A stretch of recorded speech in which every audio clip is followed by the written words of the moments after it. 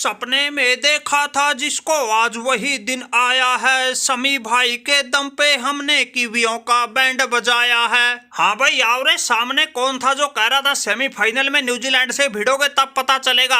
अरे जिन न्यूजीलैंड वालों को लोग बड़े खब्बी खां बता रहे थे, आज उनका हमने बोरिया बिस्तर बांध दिया। आज लपेट के इनको वर्ल्ड कप से बाहर किया जो किया, साथ में 19 के वर्ल्ड कप का बदला भी लिया। अरे समी भाई एक बार तो हमारी जान बिल्कुल हलक में अटक गई थी जब इनके विलियमसन और डैरी मिचेल ने क्रीज पर पांव गाड़ लिए थे। कोई सा भी आउट होने का नाम ही ना ले रहा था। अरे कप्तान साहब, जान तुम्हारी क्या, जान तो हमारी भी हलक में अटक गई थी जब हमसे बुमराह की गेंद पे उस विलियमसन का कैच छूट गया था। ऐसा लगने लग गया था जैसे भाई ये कैच नहीं, ये तो मैच छूट गया।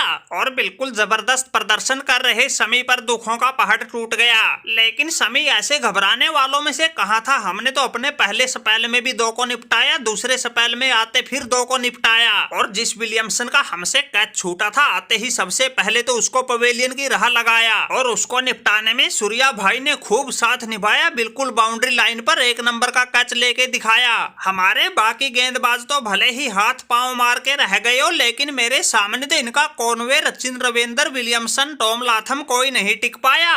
हालांकि इनका ये डैनी मिचेल तो इतना आसानी से काबू नहीं आया, लेकिन अपनी टीम को जितवा भी नहीं पाया। अरे समी भाई, माना कि इस मैच में बड़ी मुश्किल थी हमारी डगर, लेकिन तुमने तोड़ के रख दी थी इन कीवियों की कमर। अरे इनके पहले 4 में से 4 विकेट तुमने ही लिए थे। एक तुम ही तो थे जो भारत को जीत की आस उम्मीद दिए थे, वरना भाई बाकी के हमारे सब गेंदबाज तो इन कीवियों ने बिल्कुल आड़े हाथों लिए थे। अरे सही बताएं तो भाई तुम्हारे भरोसे ही आज लाज बची है, वरना जीतना इतना आसान नहीं था। अरे रोहित भाई बिल्कुल ठीक कह रहे हो, वरना आज तो पता नहीं ये हार का ठीकरा किस किस के सिर फूटना था। अरे माना कि मैंने वनडे कैरियर का 50वां शतक लगाया है, सचिन के रिकॉर्ड को भी पानी पिलाया है। अगर समी भाई ऐसा खेल नहीं दिखाते, हम मैच हार जाते। मेरे और अय्यर के शतक भी कोई काम नहीं आते। अरे काम आना छोड़ो, लोग तो मेरे शतक पर ही उंगली उठाते, उसे ही हार की वजह बताते।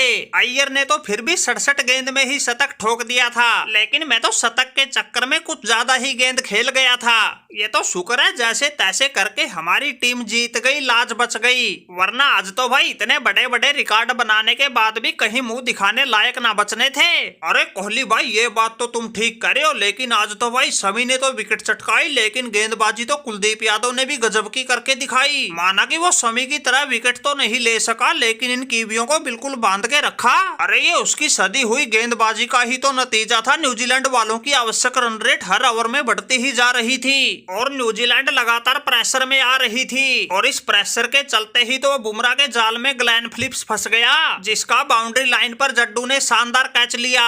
हालांकि अपना ये कुलदीप भाई खाली हाथ तो नहीं रहा, जाते जाते एक चकमा तो दे ही गया और जड्डू के हाथों कैच करवा के मार्क चैंपमैन का विकेट ले गया। अरे कुछ भी किया हो, कैसे भी किया हो, आज तो बस टीम इंडिया जीतनी चाहिए थी, वो जीत गई। बस अब तो एक फाइनल का मुकाबला बचा है, उसको भी जीत के वर्ल्ड कप जीत जाएंगे। वैसे इनके उस डैरेन मिचेल ने मुकाबले को बड़ा कांटे का बना दिया था, लेकिन हम जैसों के शतक के बलबूते हमने स्कोर ही इतना बना रखा था, दोनों छोर से ताबड़तोड़ पारियों के बिना बात नहीं बननी थी। अरे ये हमारा पहाड़ जैसा स्कोर था तो हम जीत गए, वरना इन न्यूजीलैंड वालों ने लंका लगाने में कोई कमी कसर ना छोड़ी थी। और मैच के शुरुआत में तो हमारी फील्डिंग भी बिल्कुल औसत दर्जे की थी। ऐसा लग रहा था जैसे न्यूजीलैंड वाले हमारे देश में नहीं बल्कि हम न्यूजीलैंड में खेल रहे हैं। अरे अय्यर भाई कोई बात ना, आज तो समी भाई का दिन था, अकेला ही पूरी न्यूजीलैंड पर भारी पड़ गया। हमने इसको जब जब गेंदबाजी पर बुलाया, इसने हमारे भरोसे पर बिल्कुल खरा उतर के दिखाया,